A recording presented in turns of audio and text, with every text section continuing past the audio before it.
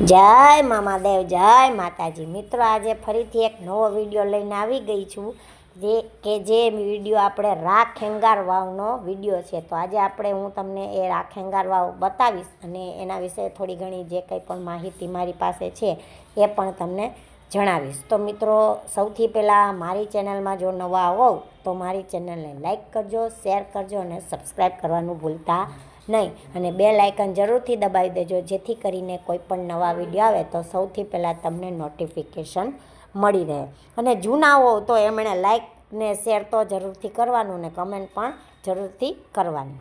હવે રાખેંગાર વાવ ભારતના ગુજરાત રાજ્યમાં વંથલી અને જૂનાગઢની વચ્ચે કોયલી ફાટક ગામમાં આવેલી વાવ છે.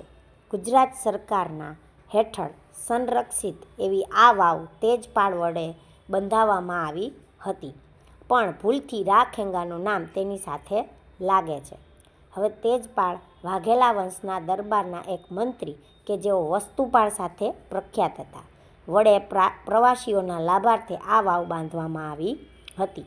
તે 13મી સદીના પ્રથમ અર્ધ સમયમાં બાંધવામાં આવી છે, જે શક્યતઃ 1230 અને 1240ની વચ્ચે હોઈ શકે છે.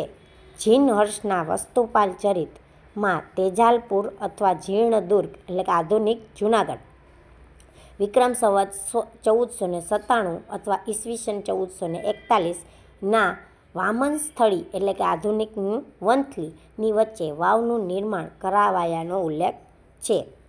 આ તારીખને સ્થાપત્ય કળાથી પણ સમર્થન મળે છે. આ બાંધકામને ભૂલથી રાખેંગાર કે જેમણે 1098થી 1125 સુધી શાસન કર્યું હતું સાથે ઓળખવામાં આવે છે. આ વાવ રાજ્ય સંરક્ષિત સ્મારક છે અને હાલમાં ગુજરાત સરકારના કૃષિ વિભાગની દેખરેખ હેઠળ છે.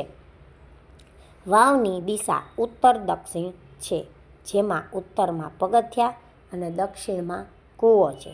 વાવના સ્તંભો અને દિવાલો પર કોતરણી કરેલી છે. દક્ષિણ છેડા પર આવેલો મંડપ પાછળથી બાબી વંશના શાસન દરમિયાન 19મી સદીમાં બાંધવામાં આવ્યો હતો. કૂવાની આજુબાજુના શાફ્ટ પર વર્તુળાકાર માર્ગ આવેલો છે. વાવની નીચેનો ભાગ કોતરણીયુક્ત છે, જ્યારે ઉપરનો ભાગ તેનાથી વિપરીત સીધો સાદો છે, જે પાછળથી પ્લાસ્ટર કરેલો હોઈ શકે. વંથલીના કોયલી ફાટક ગામે વૃક્ષોથી ઘેરાયેલું એક તરફી પેવેલિયન આવેલું છે, જ્યાં આ વાવ છે. જુઓ મિત્રો, આપણે આ વાવમાં અત્યારે અંદર પહોંચી ગયા છે. જુઓ, અત્યારે આ આજુબાજુમાં નાનું એવું ગાર્ડન આવેલું છે, બગીચા જેવું છે અને ખેતર જેવું પણ છે. એની વચ્ચે જ આ સરસ મજાની વાવ આવેલી છે. જુઓ, સરસ મજાના ઝાડવા પણ અહીંયા ઉગેલા છે અને ત્યાં આપણી આ વાવ અત્યારે આવેલી છે. જુઓ, એમાં પગથિયા અને બધું જ તમને દેખાતું હશે. એક મહત્ત્વની વાત એ છે કે આ વાવમાં હજુ પણ પાણી છે અને તેથી સદીઓ પહેલાં ભૂગર્ભ જળચરનો ઉપયોગ કરી જો અહીંયા આ રાખેંગાર વાવ એટલે કે વંથલી એનો આખો ઇતિહાસ થોડો ઘણો નાનો લખેલું છે કે એનું સ્થાપત્યનું બાંધકામ કઈ રીતના કરેલું છે એ બધું જ આખું એનો માહિતી આ ઓળમાં દર્શાવેલી છે. જોઈ લો મિત્રો, જુઓ, નાના નાના ફૂલ પણ ઉગેલા છે. સરસ મજાના ઝાડવાઓ ગોઠવી અને એની વચ્ચે આ સરસ મજાની જુઓ વાવ દેખાય છે. જુઓ, અત્યારે એમાં પાણી પણ તમને દેખાતું હશે. અત્યારે પણ એમાં પાણી છે. આપણે વાત કરીએ એમાં પાણી અત્યારે પણ છે. આ ખૂબ જ જૂની પુરાણી બનેલી છે, પણ તેમ છતાં અહીં પાણી હોય છે મિત્રો. તો સદીઓ પહેલાં ભૂગર્ભ જળચરનો ઉપયોગ કરી આ બનાવનાર સ્થપતિઓની આવડત અને દૂરંદેશીની કલ્પના કરવા જેવી છે.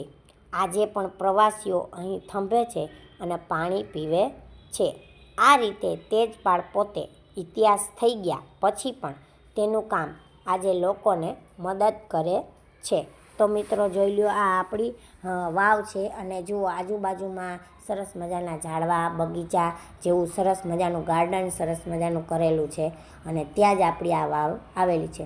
મિત્રો, જોઈ લો, અહીંયા મંદિરના ભગવાન પણ અહીંયા બિરાજે છે. અહીંયા મિત્રો જોઈ લો, આ એની ભાષામાં લખેલ છે, પણ હજી સુધી આપણે કોઈ એને ઉકેલી શક્યા નથી. જોઈ લો મિત્રો, આ એમાં એની પથ્થર ઉપર એનું કોતરણી કામથી એને લખેલું છે. એ જે કંઈ લખેલું હશે એનો ઇતિહાસ પણ અહીંયા લખેલો છે. અને આ છે આપણી વાવ મિત્રો, તમે જોઈ શકો. જોઈ લો, એમાં પાણી તમને દેખાતું હશે. જોઈ લો, સરસ મજાનું તાજું પાણી તમને દેખાતું હશે. મિત્રો આપણે વાત કરીએ એમ કે અહીંયા પણ આવે છે લોકો, અને એ પણ અહીંનું પાણી પીવે છે. મિત્રો ક્યાંયથી લોકો અહીંયા આવે છે દર્શન કરવા, એટલે મિત્રો અહીંયા રાખેંગાર વાવને જોવા તો જરૂરથી આવે છે. ઘણા બધા લોકો નાના નાના બાળકોના પ્રવાસ પણ અહીંયા એ રાખેંગાર વાવને બતાવવા લઈ આવે છે, કારણ કે નાના છોકરાઓને પ્રવાસમાં પણ અહીંયા લઈ આવે છે અને અહીંયા બતાવે છે મિત્રો. કારણ કે એક પ્રાચીન કાળનું જૂનું સ્થાપત્ય કળાનું આ જે